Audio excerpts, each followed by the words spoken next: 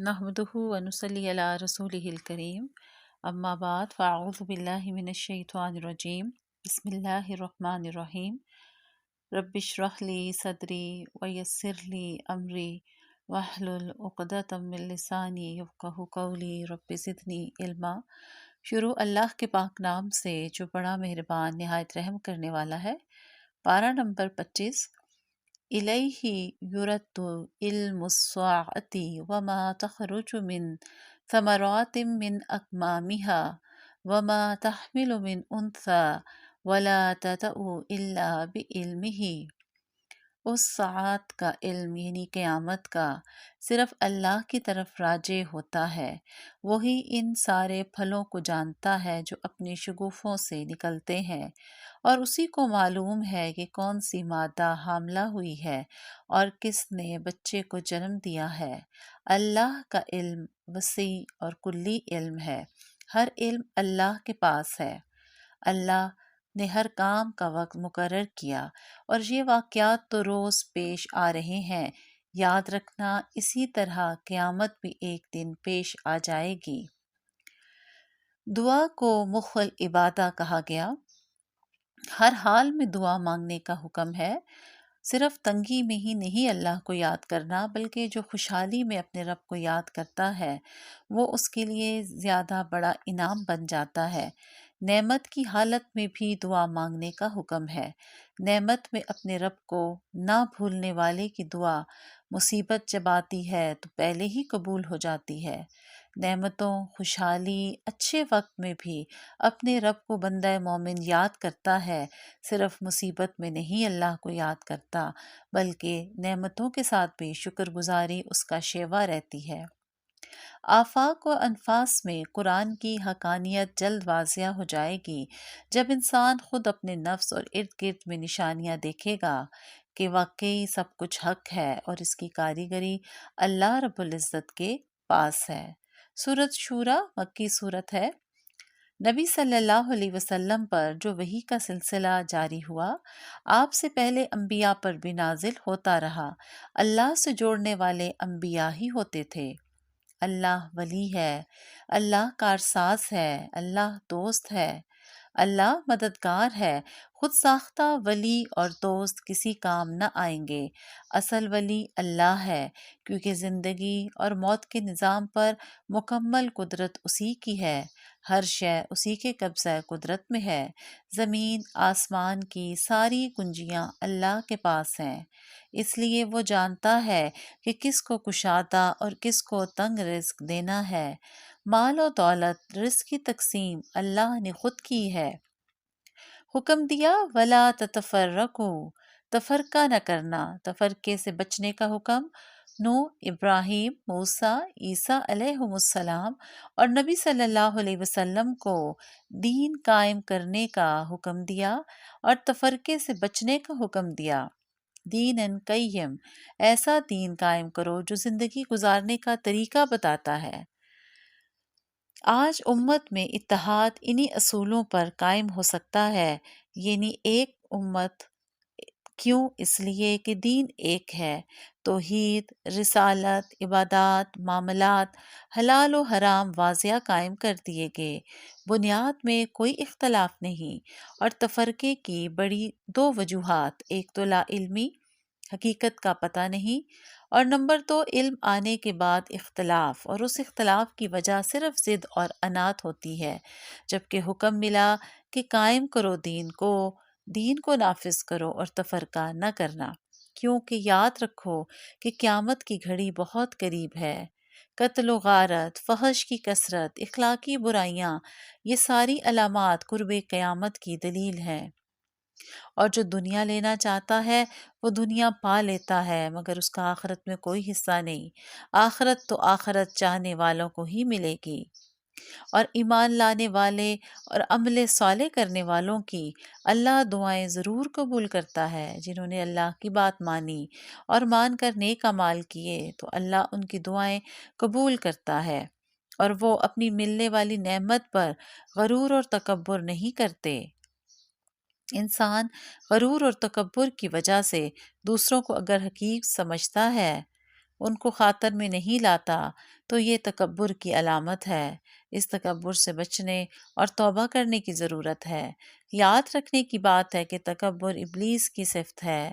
آدمیت کی صفت تو عاجزی ہے، شکر گزاری ہے، اللہ کو عاجزی پسند ہے، تکبر نہیں۔ اور نعمت ملنے پر تکبر کرنا، جو خود کو نعمت ملی وہ نعمت کو چھین لینے کا، ختم کرنے کا ذریعہ یہ عمل بن جاتا ہے۔ اور جو مصیبتیں دنیا میں آتی رہتی ہیں انسان پہ، وہ اپنے ہی اعمال کا نتیجہ ہوتی ہیں۔ لہٰذا ہمیں اپنے اعمال دیکھنے کی ضرورت ہے، اپنی غلطیاں دیکھنے کی اور توبہ کرنے کی ضرورت ہے۔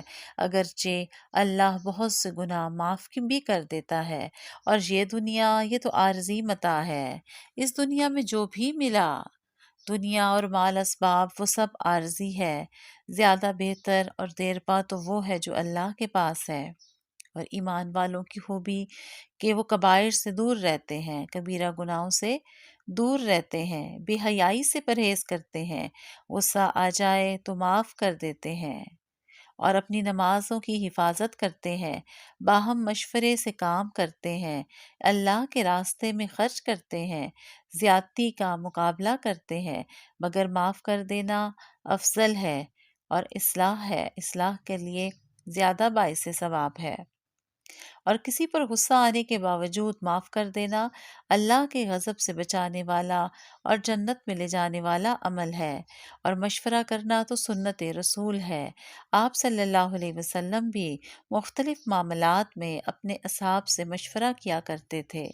مختلف امور میں صابر رائے سے مشورہ کرنا خیر کا سبب ہے۔ مشورہ سنت ہے۔ مشورہ اتحاد اور اتفاق کا مظہر ہے۔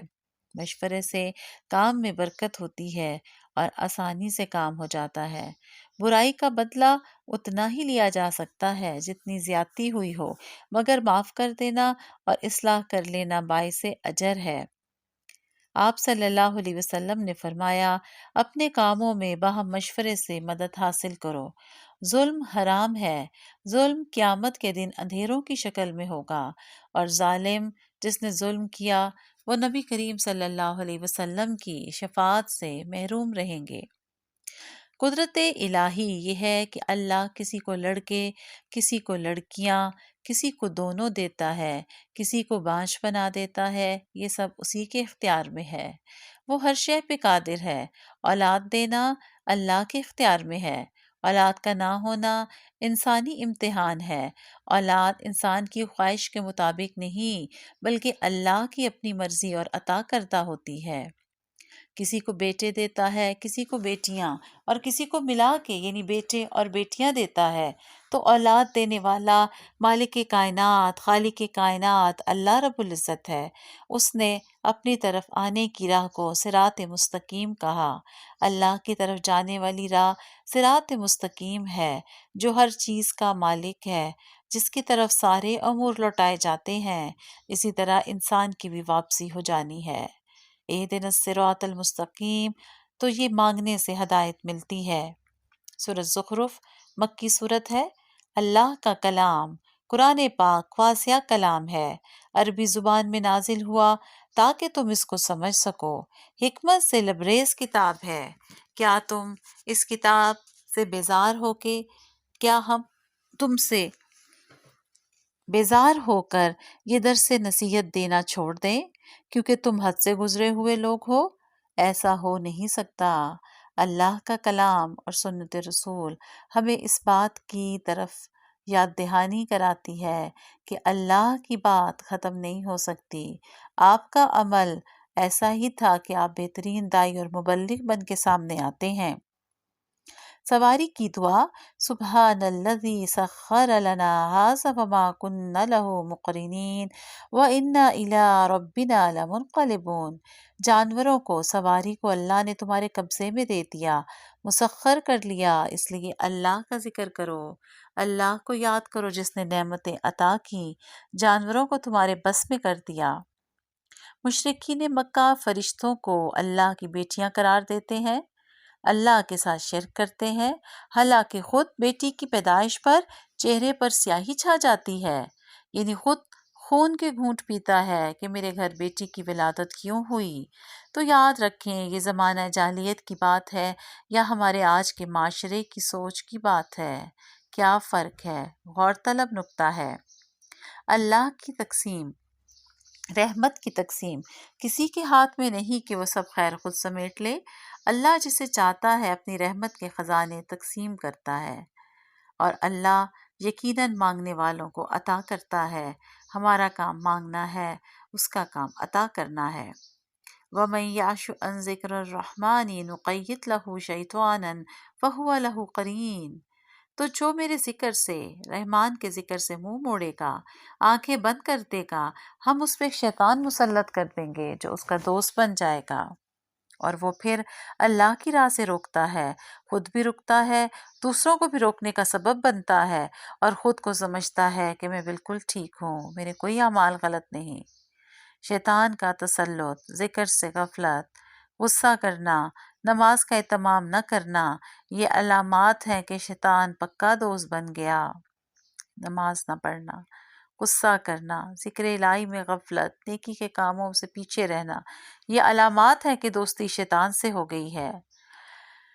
دوست اور دشمن، متقین کے سوا باقی سب دوست روز قیامت دشمن بن جائیں گے۔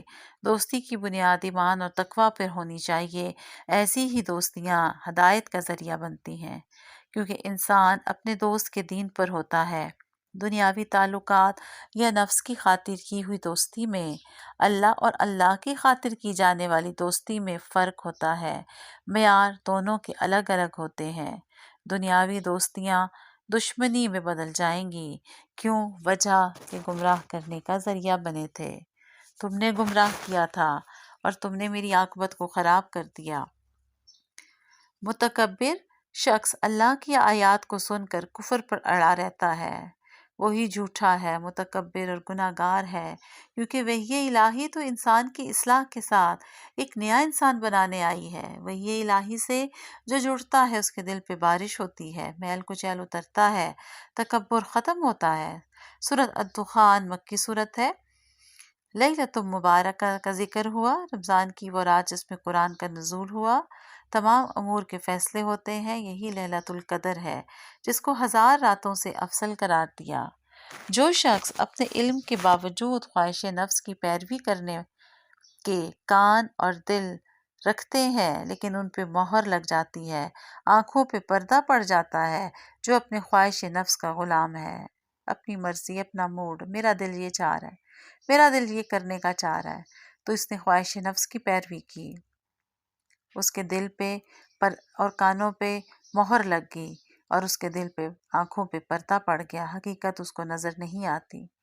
الجاسیہ مکی صورت ہے۔ گھٹنوں کے بل، ہر امت اس دن گھٹنوں کے بل اپنے نامہ اعمال کے ساتھ پیش کی جائے گی۔ سارا تکبر ختم ہو جائے گا، کیونکہ یہ تکبر ہی وہ بیماری ہے جو انسان کے حق کی قبولیت کی راہ میں رکاوٹ بنتی ہے، اور متکبر کا حال آخرت میں یہ ہوگا کہ وہ چونٹیوں کی طرح روندے جا رہے ہوں گے۔ متکبر کی بڑائی ختم، اس کی روح پرواز کرتے ہی ختم ہو جاتی ہے۔ حمد اور کبریائی صرف اللہ کے لیے ہے۔ فَلِلَّهِ الْحَمْدُ رَبِّ السَّمَاوَاتِ وَرَبِّ الْأَرْضِ رَبِّ الْعَالَمِينَ وَلَهُ الْكِبْرِيَاءُ فِي السَّمَاوَاتِ وَالْأَرْضِ وَهُوَ الْعَزِيزُ الْحَكِيمُ۔ تمام تعریفیں اللہ کے لیے ہیں جو زمین اور آسمان کا رب ہے، مالک کائنات ہے۔ اتنی بڑی چھت کو تھام لیا بغیر سہاروں کے، اور زمین کو ٹکا دیا، اسی کے لیے کبریائی ہے زمین اور آسمانوں میں۔ صرف اپنے اپنے حد تک نہیں، پوری زمین، سلطنت، آسمان میں مخلوق اللہ کو یاد کرتی ہے۔ وہ زبردست ہے، وہ حکمت والا ہے۔ آئیے اللہ کی کبریائی کا اعتراف کرتے ہوئے اپنے اندر سے تکبر کو ختم کرنے کی کوشش کریں، کیونکہ تکبر انسان کو منہ کے بل دھکیل دیتا ہے، وہ بڑا بننے والا جلد ہی ٹوٹ جاتا ہے۔ تکبر اللہ کی رحمت سے دور کرتا ہے، تکبر مایوسی کی طرف لے جاتا ہے۔ تکبر کرنے والا خود اپنے ہی دماغی ایک روب کا شکار ہو جاتا ہے اور تکبر کر بیٹھتا ہے، جبکہ اللہ کو پسند عاجزی ہے۔ اللہ کو عاجز لوگ پسند ہیں، جو اس کے آگے جھک جاتے ہیں، جو اس سے مانگتے ہیں، اس کی بات مانتے ہیں۔ تو اللہ انہی کے لیے خوشخبری دیتا ہے کہ جو ایمان لائے اور جنہوں نے صالح عمل کیے، ان کے لیے باغات ہیں جن کے نیچے نہریں بہتی ہوں گی، اور ہمیشہ کی زندگی ہے، اس میں ہمیشہ ہمیشہ رہیں گے، وہاں پر موت نہیں آئے گی۔ تو آئیے کوشش کریں کہ ہم اپنے اندر سے تکبر کا خاتمہ کریں۔ یہ تکبر علم کا، ذہانت کا، مال و دولت کا، عہدے کا، ہر چیز کا تکبر جو انسان کو بڑا ظاہر کرتا ہے وہ تکبر ہے، اور تکبر کرنے والا بخشا نہیں جا سکتا۔ ضرورت اس چیز کی ہے کہ ہم اپنی زندگی عاجزی سے گزاریں، اپنے اللہ کی طرف آگے بڑھیں، اس کی نعمتوں کا اقرار کریں، اس کو یاد کریں، کیونکہ وہی ہے جو دعائیں قبول کرتا ہے، وہی ہے جو بے قرار کی دعا قبول کرتا ہے۔ وآخر دعوانا ان الحمد للہ رب العالمین۔